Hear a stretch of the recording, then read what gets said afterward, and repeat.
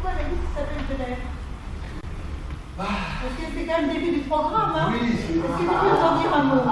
Oui, voilà. Parce que moi, j'ai mon interprétation. Il y a eu... Deuxième axe, dynamiser la vie locale et cultiver le vivre ensemble. Alors, ça touche les problématiques d'urbanisme, d'habitat sur lesquelles je vais revenir. Le troisième axe, c'est sur la mobilisation de la commune pour le développement économique et l'emploi. Enfin, développer la démocratie locale. Donc, c'est pas seulement défensif sur le thème la démocratie locale est menacée notamment par peut-être l'éloignement des décisions avec la création de la métropole du Grand Paris. Donc on n'est pas sur la défensive, nous on est sur l'offensive en matière de démocratie locale. Il y aura plus de données qui auront envie d'aller voter la prochaine fois. Alors, ça sera notre indicateur de succès. Qu'est-ce que j'en pense? Oui, tout à fait. Donc le premier, c'est lieu de rencontre, espace partagé vivant. Ça peut paraître curieux, lieu de rencontre, espace partagé vivant. C'est l'habitude de passer du temps. Alors nous, on estime que la ville de Meudon, elle est pauvre en vitalité sociale et donc ça n'incite pas à la solidarité de proximité. Chacun dans sa trajectoire, on regarde pas trop à côté, on croise des gens dans la rue, mais bon, voilà, pas plus. Donc nous essayons de faire des propositions concrètes qui évitent que l'on se transforme en ville tranquille, mais plus que tranquille, assoupie, voire endormie, voire carrément mortelle. Alors c'est aussi en lien avec l'urbanisme, par exemple, quand il y a un habitat collectif qui se crée, proposé lorsque les permis de construire arrivent aux mairies. Est-ce que vous avez pensé à un espace collectif où vous puissiez faire autre chose que ranger les poubelles, par exemple? Donc une interaction sur les projets d'architecture avec penser l'espace collectif. Bon, alors, ça consiste à trouver des lieux dans la ville où on peut aller travailler en liaison avec son employeur ou ses clients, ce genre de choses, ou pour soi, mais qui évite d'avoir, en particulier pour les femmes, la triple peine, c'est-à-dire s'occuper à la fois des tâches ménagères chez soi, éventuellement des ascendants et des descendants, et puis en plus de son boulot. Quoi. Le tiers-lieu, ça permet de travailler à distance sans être chez soi. Et si possible, en allant travailler à pied ou avec des circulations douces ou avec du transport en commun, pas trop long, hein, c'est-à-dire 10-20 minutes, et pas 1h30, la diagonale du fou, tous les jours, nord-est et sud-ouest. Voilà. Donc, le deuxième point, je dis qu'il y en avait 7, je passe au deuxième. La rue et les sentiers, très important, lieu de communication. Donc, nous, on râle sur l'utilisation excessive de piétons. Encourager la réappropriation de nos rues en redessinant les espaces publics avec un équilibre entre convivialité et sécurité. Et en matière d'emploi, ce que nous savons, c'est qu'il nous faut donc revitaliser et développer les commerces de proximité. Alors, on a vu l'histoire du kiosque, ça c'est une caricature d'ailleurs, l'histoire du kiosque avec les gens nous disaient on n'a plus de journaux, on ne peut plus aller chercher nos journaux, il faut aller à l'autre bout de la ville pour trouver des journaux. On nous a planté un kiosque qui tourne le dos à la ville, qui est impossible d'accès, et qui est d'ailleurs fermé 3/4 du temps. Bravo. Donc ça va pas. Donc il y a des besoins, il y a du pouvoir d'achat, et il n'y a pas de satisfaction en termes de commerce de proximité. C'est ça qu'on a dit. Hein, sur l'histoire des journaux, c'est comme ça que ça s'est passé à l'époque. Alors, j'accélère. 4 sur 7. Alors, vivre mieux avec moins. Moi, il faut que je fasse à 2 points. Voilà. Alors, je ne vous parlerai pas des toilettes sèches, hein, tant pis pour la journée là-dessus. Créer une ressourcerie, ça veut dire, lorsque des objets ne sont pas complètement détraqués, avoir la possibilité de les échanger à un endroit et de les réhabiliter, ça c'est aussi le travail local. Protéger la santé des Meudonnais, en particulier des riverains de la RD7, en interdisant l'accès des véhicules les plus polluants et en protégeant les sinon qui attaquent. De faire appliquer la charte anticorps. Alors dans la charte anticorps, il y a un truc magnifique qui s'appelle le comité d'éthique, où on peut retirer après que ceci ait été comprouvé par les tribunaux, hein, les délégations quand il y a conflit d'intérêt, par exemple. Former à l'absence de conflit d'intérêt, il ne vaut mieux pas les générer, parce qu'une fois que le conflit d'intérêt est avéré, ça plus tard. Bon, attribuer les logements sociaux de manière transparente et démocratique, mettre en ligne les comptes publics, effectivement, que chacun sache quelle association reçoit. Alors, 6e point, avant-dernier, savoir compter, les 3 S. Donc ça coûte rien, c'est juste une organisation, une mise à disposition du public. Voilà, donc sport non compétitif, prévention des maladies. Et puis compétitivité, parce que le sport c'est important, en plus avec on en parlera plus tard. Attirer et encadrer les sports nouveaux, permettre et même encourager les handicapés Donc permettre l'accession des structures sportives ou handicapées et les encourager à s'y mettre, voilà, sauter le pas d'une certaine manière. Donc ça, c'est quelque chose qu'on a très bon. Meudon rayonne. Meudon rayonne. Donc on encourage les pratiques culturelles amateurs. On ne remplit jamais autant une salle que quand c'est une pratique amateur, parce que c'est les enfants, les cousins, les neveux, la même classe, et alors là, vous mettez 300 personnes dans la salle. Au lieu d'avoir effectivement des salles vides, où le budget culture devient un gouffre budgétaire. Créer un musée vivant des techniques, donc au cœur du hangar Y qui permet de faire des choses en encorbellement et sur les côtés beaucoup plus stables, avoir des expositions créatives, interactives, pour utiliser les temps libres libérés par les rythmes scolaires pour les jeunes, là, les 12-15 ans, typiquement, qui fait des petites choses à manipuler, à faire, préparer le métier du futur, voilà. Consacrer une salle de l'orangerie ou sur la terrasse de l'observatoire pour les artistes locaux, en exposition permanente, valoriser les pratiques artistiques amateurs, là aussi. Et voilà, j'en ai terminé. Merci.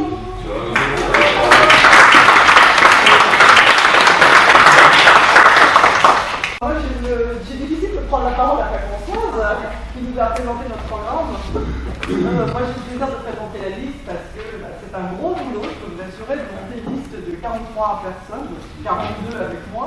On partage donc un projet sur une ville qu'ils aiment et qu'ils veulent défendre, et qu'ils veulent améliorer leur qualité de vie et leur quotidien.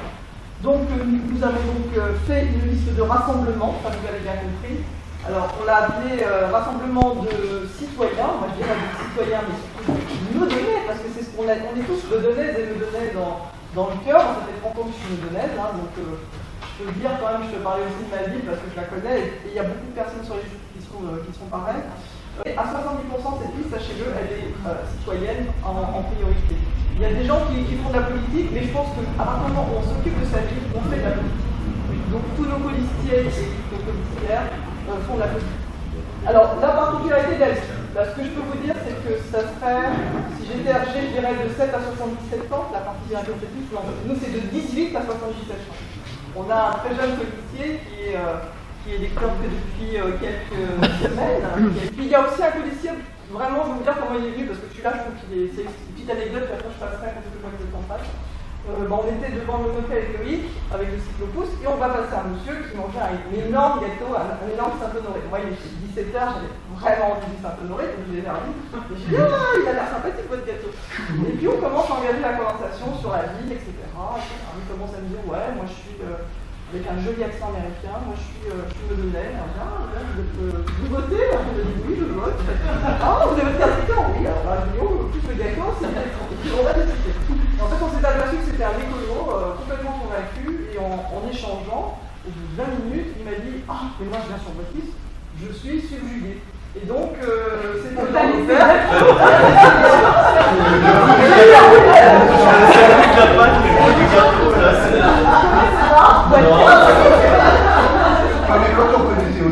donc voilà, donc Théodore Leclerc qui est sur la liste et qui est aussi avocat américain. Donc voilà, donc écoutez, j'ai peut-être pas cité tout le monde et vous allez recevoir un joli bulletin de vote lundi.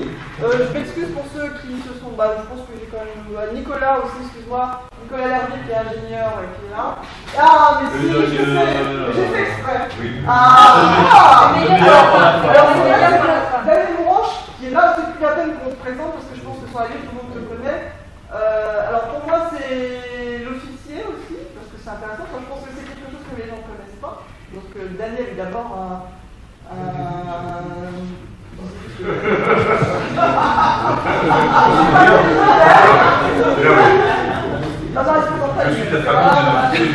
les soutiens de la liste de l'air, rappelez-moi un petit mot il y a Marie-Pierre qui...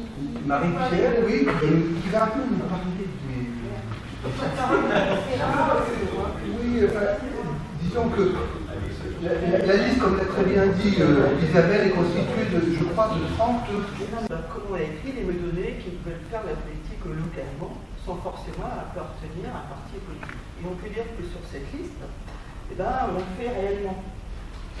Parce que, comme l'a dit déjà Isabelle, là on a su tous ensemble rassembler, donc il y a 34 personnes, citoyens, sur cette liste, hein, sur les 40. Donc c'est quand même important, il y a quand même une large majorité de personnes qui n'appartiennent pas ou qui n'ont pas souhaité donner leur appartenance politique pour apparaître sur cette liste. Voilà. Donc je voulais dire que c'est vraiment important. Et alors, pourquoi je pense qu'on a rassemblé il y a autant de citoyens qui sont venus? Parce que on avait tous envie de construire ensemble un projet, on est sensible aussi aux questions écologiques, et donc ça nous a rassemblés. Et c'est vrai que cette liste, elle contient deux axes extrêmement importants pour les citoyens, je pense, et qu'on a mis en avant, on a déjà dit. C'est notamment tout ce qui concerne, lorsqu'on parle de dynamiser la vie locale et cultiver du vivre ensemble. Je pense que ça, c'est vraiment une valeur essentielle. Et de soutenir les listes de l'air. Et donc, on s'est tous engagés sur cette liste. Donc, voilà, on va continuer à porter notre énergie, à continuer à se mettre au service de notre vie. Donc, c'est ça que je voulais témoigner. Donc, le soutien des citoyens, de chacun d'entre vous, engagés ou pas, enfin acteurs dans la vie, et puis aussi les citoyens, de l'association des citoyens, et puis aussi du groupe municipal. Voilà. Merci.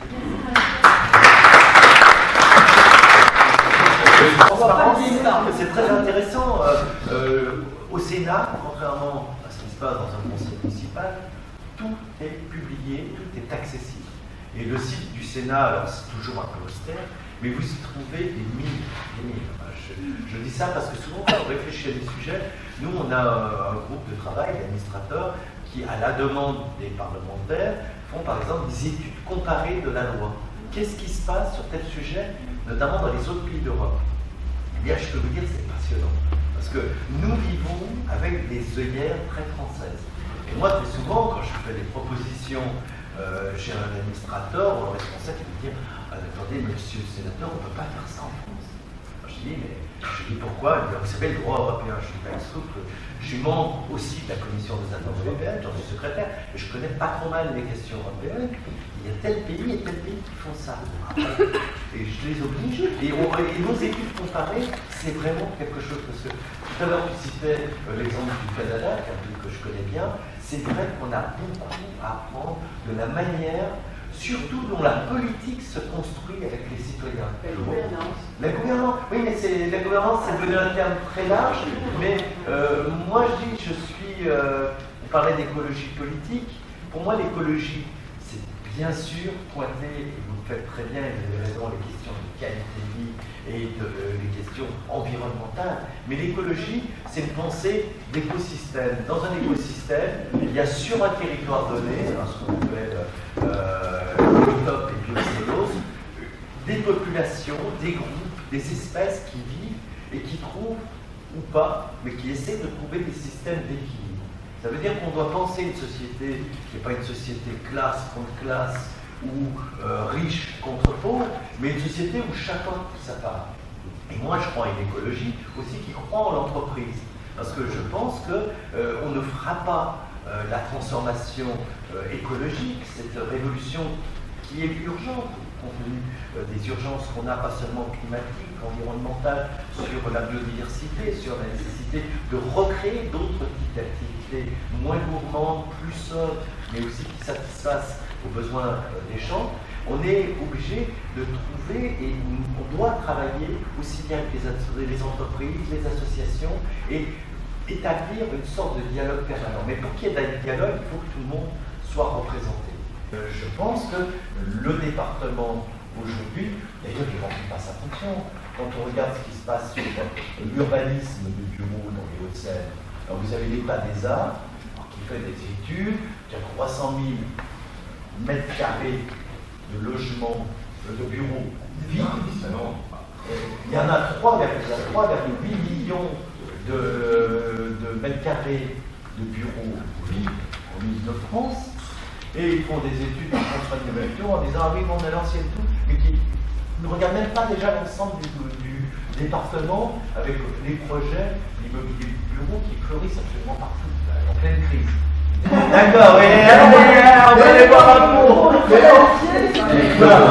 Mais aidez-nous à distribuer, aidez-nous à, je veux dire, à faire connaître nos sites, aidez-nous à envoyer tous les mails que vous pouvez à tous ceux à qui vous pouvez les envoyer. Enfin, on a encore beaucoup de temps, 10 jours, pour arriver à voir et à convaincre. Donc profitons-en.